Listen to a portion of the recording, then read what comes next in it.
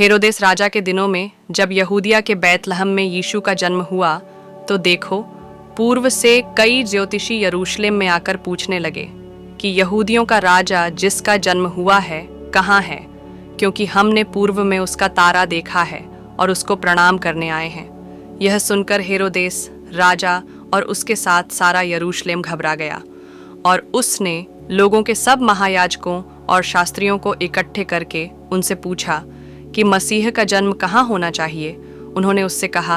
यहूदिया के बैतलहम में, क्योंकि भविष्यद्वक्ता के द्वारा यूं लिखा है कि हे बैतलहम जो यहूदा के देश में है, तू किसी रीति से यहूदा के अधिकारियों में सबसे छोटा नहीं, क्योंकि तुझ में से एक अधिपति निकलेगा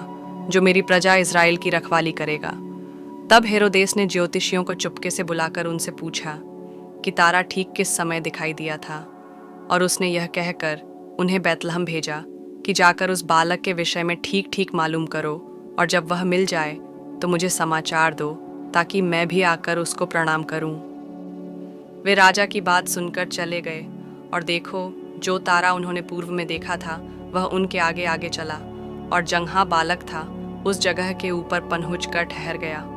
उस तारे को देखकर वे अति आनंदित हुए, और उस घर में पहुंचकर उस बालक को उसकी माता मरियम के साथ देखा, और मुंह के बल गिरकर उसे प्रणाम किया, और अपना अपना यला खोलकर उसे सोना और लोहाबान और गंधरस की भेंट चढ़ाई। और स्वप्न में यह चेतावनी पाकर कि हेरोदेस के पास फिर न जाना, वे दूसरे मार्ग से होकर अपने देश को चले गए। उनके चले जाने के बाद देखो, प्रभु के एक दूत ने स्वप्न में यूसुफ को दिखाई देकर कहा, उठ,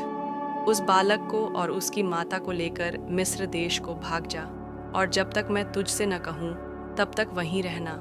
क्योंकि हेरोदेस इस बालक को ढूंढने पर है कि उसे मरवा डाले। वह रात ही को उठकर बालक और उसकी माता को लेकर मिस्र को चल दिया, और हेरोदेस के मरने तक वहीं रहा, इसलिए कि वह वचन जो प्रभु ने भविष्यद्वक्ता के द्वारा कहा था कि मैंने अपने पुत्र को मिस्र से बुलाया, पूरा हो। जब हेरोदेस ने यह देखा कि ज्योतिषियों ने मेरे साथ ठट्ठा किया है, तब वह क्रोध से भर गया, और लोगों को भेजकर ज्योतिषियों से ठीक ठीक पूछे हुए समय के अनुसार बैतलहम और उसके आसपास के सब लड़कों को जो 2 वर्ष के व उससे छोटे थे मरवा डाला। तब जो वचन यिर्मयाह भविष्यद्वक्ता के द्वारा कहा गया था वह पूरा हुआ कि राम माह में एक करुण नाद सुनाई दिया, रोना और बड़ा विलाप। राहेल अपने बालकों के लिए रो रही थी और शांत होना न चाहती थी, क्योंकि वे हैं नहीं। हेरोदेस के मरने के बाद देखो, प्रभु के दूत ने मिस्र में यूसुफ को स्वप्न में दिखाई देकर कहा कि उठ,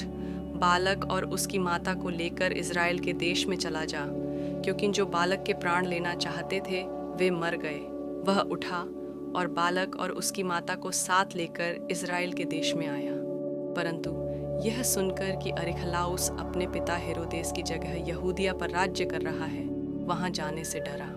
और स्वप्न में चेतावनी पाकर गलील देश में चला गया और नासरत नाम नगर में जा बसा, ताकि वह वचन पूरा हो जो भविष्यद्वक्ताओं के द्वारा कहा गया था कि वह नासरी कहलाएगा। उन दिनों में यूहन्ना बपतिस्मा देने वाला आकर यहूदिया के जंगल में यह प्रचार करने लगा कि मन फिराओ, क्योंकि स्वर्ग का राज्य निकट आ गया है। यह वही है जिसकी चर्चा यशायाह भविष्यद्वक्ता के द्वारा की गई कि जंगल में एक पुकारने वाले का शब्द हो रहा है कि प्रभु का मार्ग तैयार करो, उसकी सड़कें सीधी करो। यह यूहन्ना ऊंट के रोम का वस्त्र पहने था और अपनी कमर में चमड़े का पटुका बांधे हुए था, और उसका भोजन टिड्डियाँ और बनमधु था। तब यरूशलेम के और सारे यहूदिया के और यरदन के आसपास के सारे देश के लोग उसके पास निकल आए, और अपने अपने पापों को मानकर यरदन नदी में उससे बपतिस्मा लिया। जब उसने बहुतेरे फरीसियों और सदूकियों को बपतिस्मा के लिए अपने पास आते देखा तो उनसे कहा कि हे सांप के बच्चों, तुम्हें किसने जता दिया कि आने वाले क्रोध से भागो, सो मन फिराव के योग्य फल लाओ, और अपने अपने मन में यह न सोचो कि हमारा पिता इब्राहिम है, क्योंकि मैं तुमसे कहता हूँ कि परमेश्वर इन पत्थरों से इब्राहिम के लिए संतान उत्पन्न कर सकता है।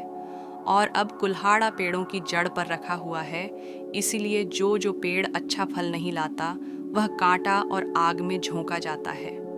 मैं तो पानी से तुम्हें मन फिराव का बपतिस्मा देता हूँ, परंतु जो मेरे बाद आने वाला है वह मुझसे शक्तिशाली है। मैं उसकी जूती उठाने के योग्य नहीं। वह तुम्हें पवित्र आत्मा और आग से बपतिस्मा देगा। उसका सूप उसके हाथ में है और वह अपना खलिहान अच्छी रीति से साफ करेगा और अपने गेहूं को तो खत्ते में इकट्ठा करेगा, परंतु भूसी को उस आग में जलाएगा जो बुझने की नहीं। उस समय यीशु गलील से यरदन के किनारे पर यूहन्ना के पास उससे बपतिस्मा लेने आया, परंतु यूहन्ना यह कहकर उसे रोकने लगा कि मुझे तेरे हाथ से बपतिस्मा लेने की आवश्यकता है और तू मेरे पास आया है। यीशु ने उसको यह उत्तर दिया कि अब तो ऐसा ही होने दे, क्योंकि हमें इसी रीति से सब धार्मिकता को पूरा करना उचित है। तब उसने उसकी बात मान ली और यीशु बपतिस्मा लेकर तुरंत पानी में से ऊपर आया और देखो, उसके लिए आकाश खुल गया और उसने परमेश्वर के आत्मा को कबूतर की नाई उतरते और अपने ऊपर आते देखा। और देखो, यह आकाशवाणी हुई कि यह मेरा प्रिय पुत्र है, जिससे मैं अत्यंत प्रसन्न हूँ।